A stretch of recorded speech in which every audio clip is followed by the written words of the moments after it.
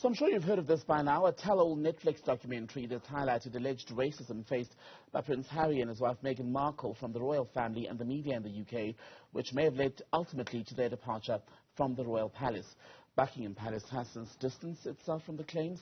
Let's talk more about the role played by the media and what's happened in the last few years with culture transformation expert Vicky Sleight, who's with me in studio tonight. Vicky, a very good evening to you. Welcome to the program. One of the central questions that many people are still debating, right or wrong, is whether the royal family and the British media are inherently racist. Well, I think it's important to know, I mean, and I'm not a royal correspondent or a royal expert, but what I am is British.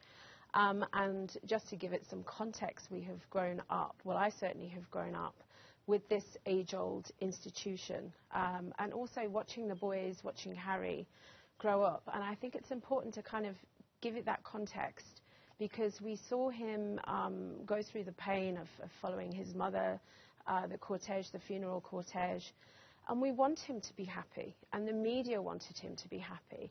So lo and behold, then as he grows up, we watch him and he meets Meghan. The media actually, and so it seemed the palace, were so happy for him. And none of us knew really, I mean, I'd never personally watched Suits, so I didn't know who Meghan was, but was super excited. I mean, to me, this was a developing love story, and you could see it. And even in the Netflix documentary, you can see that they're in love. It's the fairy tale that we all wanted for Prince Harry. And I think the other important thing to note is, and I believe the palace saw this as well, this was about also, this love story was bringing, this age-old institution, the royal family, into the 21st century. So it was fantastic because, she's biracial, she's a divorcee, and so the press were, again, it was all good stuff that was coming out in the press at that time. And then it's where it all changed. And we know from the Netflix documentary that, the accusations that are there, but we've not actually seen any evidence. And that's not to say that it didn't happen. I think in the documentary, you can see how upset she is. Anybody that's receiving death threats for any reason, there is absolutely no reason to hate Meghan Markle.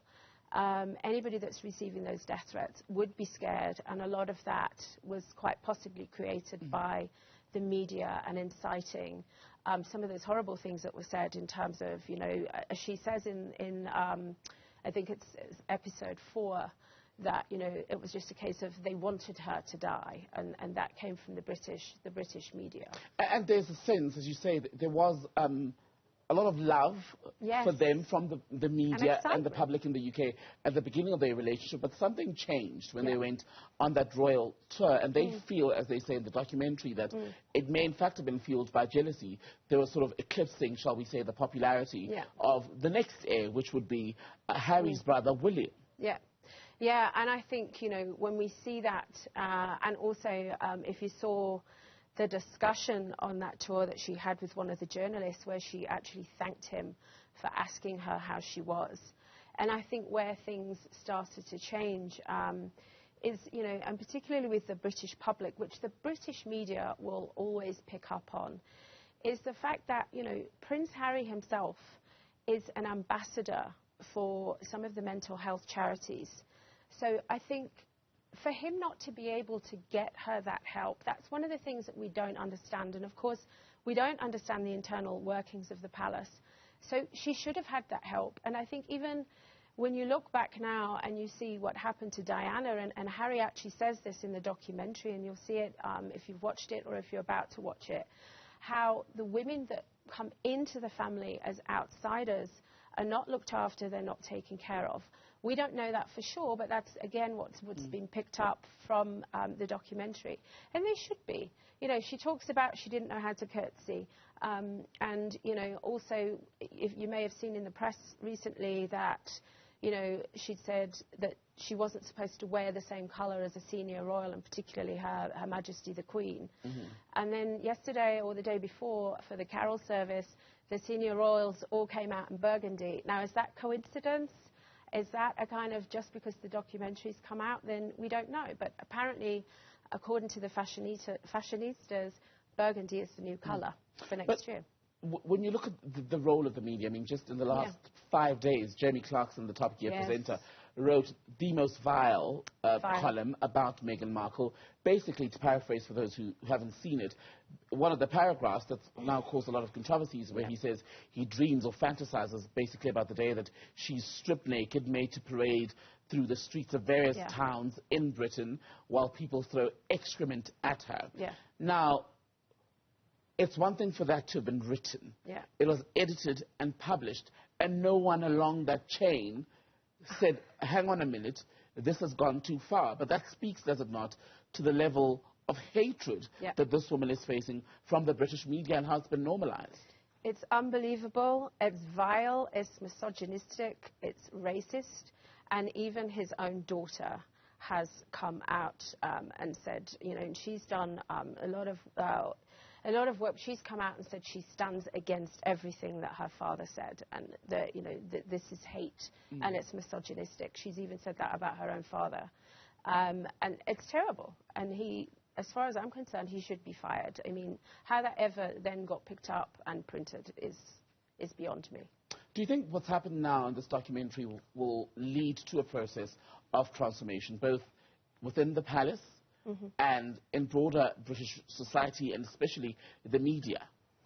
I hope so. I mean, if you look at the internal workings of the palace, or certainly what we know about it, this should have been fixed a long time ago, particularly given with what happened with Diana, not only with the media but with the palace.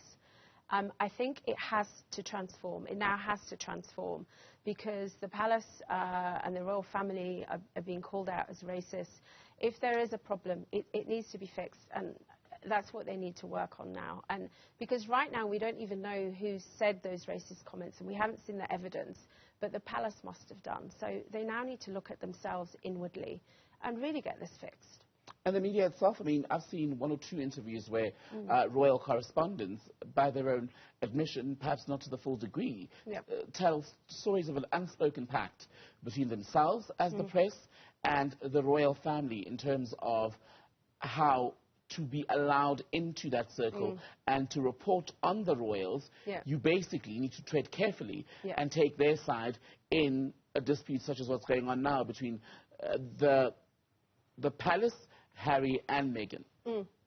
And I think, and the royal correspondents have come out and admitted that, but also the royal houses. So originally Prince William and Prince Harry, their teams worked together, but then they started working against each other. And this always seems to happen when one's getting more press than the other.